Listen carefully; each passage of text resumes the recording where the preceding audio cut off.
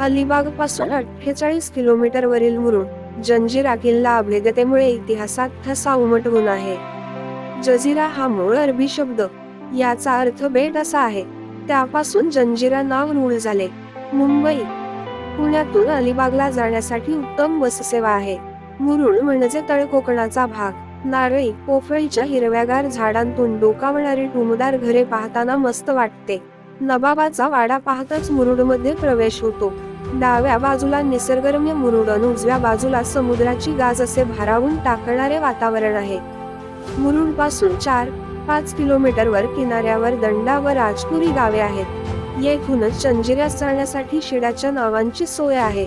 जंजिरा किल्ल्यापासून सुमारे 2 किलोमीटर अंतरावर असलेल्या राजपुरी जेट्टीवरून बोटीनेच किल्ल्यावर जाता येते. रोज सकाळी 7 ते दुपारी 4.45 पर्यंत बोटी किल्ल्याकडे जातात. जर लांबून पाहिलं तर किल्ल्याचं प्रवेशद्वार नेमकं कोठे आहे हेच लक्षात येत नाही. पूर्वी म्हणजेच 1912च्या उत्तरार्धामध्ये राजापूर या गावांमध्ये काही कोळी बांधव राहत होते, ज्यांनी मासेमारीसाठी या बेटावर म्हणजेच जझिरा या बेटावर वस्ती स्थापली होती. पण त्यावेळी समुद्री लुटारूंनी या कोळी लोकांना खूप त्रास दिला. यांच्या गटातील प्रमुख म्हणजे रामभाऊ पाटील यांनी या लुटारूंपासून संरक्षण प्राप्त करण्यासाठी निजामबादशहाची परवानगी घेऊन मेढेकोट नामक किल्ल्याचे बांधकाम करण्यास सुरुवात केली. हा किल्ला काही दगड गोट्यांनी बनलेला नव्हता, तर लाकडाच्या उंडक्यांनी हा किल्ला बनवला होता. या किल्ल्यामुळे कोळी बांधवांचे लुटारूंपासून संरक्षण झाले. तसे पाहायचे झाले तर सन 1490 पर्यंत या किल्ल्यावर कोणताच बादशहा किंवा राजा राज्य करत नव्हता. सन 1400 मध्ये मलिक अहमद नामक सरदार यांनी हा किल्ला जिंकण्याचा प्रयत्न केला, परंतु रामभाऊ पाटील यांनी कडवी झुंज देऊन किल्ल्याचे संरक्षण केले. निजामांना रामभाऊ पाटलांचे हेच वर्चस्व खटकू लागले, म्हणून हा किल्ला परत मिळवण्याकरिता निर्मल खान या सैनिकाची रवानगी केली. निर्मल खान हा अतिशय दगाबाज होता. त्यांनी रामभाऊ पाटील यांच्यासोबत कनिष्ठ संबंध निर्माण करून किल्ल्यामध्ये प्रवेश मिळवला आणि घात करून इसवी सन 1511 मध्ये किल्ल्यावर ताबा मिळविला. जंजिऱ्याचे वैशिष्ट्य म्हणजे किल्ल्याचे प्रवेशद्वार कुठे आहे हे लवकर समजतच नाही. घोटाभर पाण्यातूनच किल्ल्यात प्रवेश करावा लागतो. प्रवेश करताना उजव्या बाजूला अरबी भाषेतील शिलालेख कोरलेला दिसतो. मुख्य दरवाजाला लागूनच पीर पंचायतन आहे. पीर पंचायतनासमोर तटावरून गेल्यानंतर घोड्याच्या पागा लागतात. किल्ल्यात प्रवेश करताच सुरुलखानच्या वाड्याचे अवशेष दिसतात. सध्या या वाड्याची पडझड झाली असून झाडी, वेलींनी अतिक्रमण केले आहे. भव्य बांधणीवरूनच वाड्याचा त्यावेळचा डौल काय असेल याची कल्पना येते. गडाच्या पश्चिमेला गोड्या पाण्याचे तलाव आहेत. याच तलावाच्या बाजूने गेल्यावर बालेकिल्ला व सदर आहे. येथे ध्वजस्तंभ उभारलेला दिसतो. सिद्धींनी या किल्ल्याला मेहबूब असेही नाव ठेवले होते. गोड्या पाण्याच्या विहिरीला लागूनच राणीचा शिशमहाल होता. त्या महालाला 7 रंगाच्या काचा होत्या आणि त्या काचांचे प्रतिबिंब पाण्यामध्ये होऊन ते इंद्रधनुष्यासारखे दिसत असायचे. मुरुड जंजिरा हा किल्ला बांधण्यासाठी जवळपास 22 वर्षे लागले होते. या किल्ल्याच्या बाहेर पडल्यानंतर समोर 3 मजली इमारत दिसते, त्या सुरुलखानचा वाडा असे म्हणतात. हा वाडा पूर्वी 7 मजली होता. किल्ल्याच्या रचनेबद्दल सांगायचे झाल्यास किल्ल्याच्या अगदी मधोमध शिरूरखान याचा वाडा असून आज मात्र तो पडक्या अवस्थेत आहे. किल्ल्याच्या तटबंदीवर संरक्षणार्थ चोहोबाजूने तोफा असत. किल्ल्याला सुमारे 30 ते 40 फूट उंचीचे 19 बुरुज आहेत. या बुरुजावरून तोफांचा मारा करण्याची व्यवस्था आहे. या ठिकाणी 3 तोफा लक्ष वेधून घेतात. त्यातील कलाल बांगडी ही ताकदवान तोफ आहे. तसेच चावरी आणि लांडा कासम या तोफांची त्या काळी दहशतच होती. जंजिरा अजिंक्य राखण्यात यांचा वाटा सिंहाचा. या तोफेचा पुढचा भाग हा गायीच्या तोंडासारखा असल्यामुळे या तोफेला गायमुख असे म्हणतात. तशीच ही तोफ लांडा कासम या नावाने सुद्धा ओळखली जाते. या तोफेचे वजन सुमारे 8 टन एवढे आहे. 22 एकरांत पसारा असलेल्या या किल्ल्याची तटबंदी अतिशय भक्कम आहे. तटबंदीवर जाण्यासाठी पायऱ्यांची व्यवस्था आहे.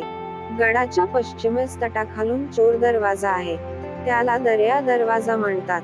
सध्या ही वाट बंद आहे. शिवाजी महाराजांनी जंजिऱ्याचं महत्त्व ओळखलं होतं, त्यामुळेच त्यांनी जंजिरा जिंकण्यासाठी प्रयत्न केले. शिवाजी महाराजांनी सर्वात आधी 1657 साली रघुनाथ बल्लाळ सबनीस यांच्या नेतृत्वामध्ये जंजिऱ्याची मोहीम हाती घेतली होती, पण तिला यश आलं नाही. मे 1669 मध्ये स्वतः महाराजांनी जंजिऱ्याची मोहीम हाती घेतली. त्यावेळी जंजिऱ्याचा सिद्दी होता फत्तेखान. त्याच्या अंमलाखालील प्रदेशात 7 इतरही किल्ले होते. मराठ्यांनी हे किल्ले काबीज केले. राजपुरीवरही ताबा मिळवला. फत्तेखानची कोंडी झाली आहे हे लक्षात आल्यावर महाराजांनी त्याला जंजिरा स्वाधीन करा, आम्ही तुम्हाला भरपाई देऊ आणि स्वराज्यात योग्य सन्मान बहाल करू, असं कळवलं. फत्तेखान कबूल झाला, पण त्याच्या विरोधात बंड झालं. त्याला केलं गेलं.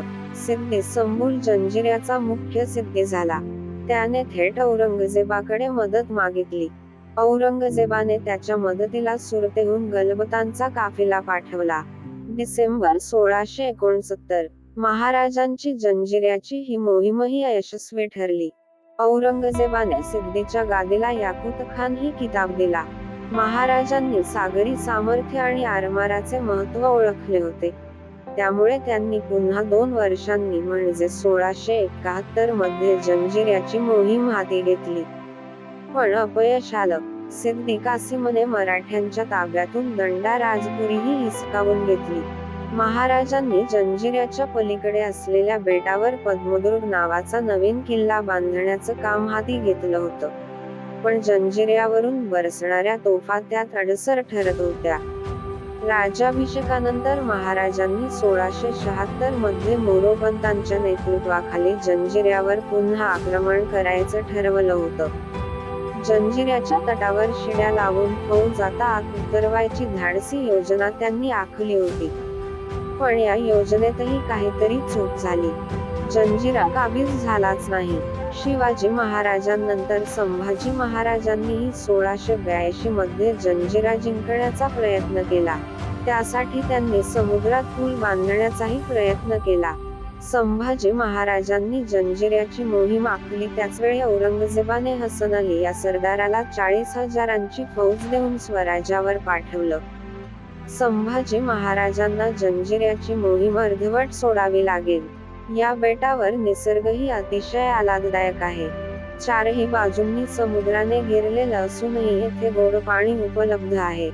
शत्रूला आत येण्यापासून रोखण्यासाठीच मुळात या किल्ल्यात इतकी चोख व्यवस्था होती.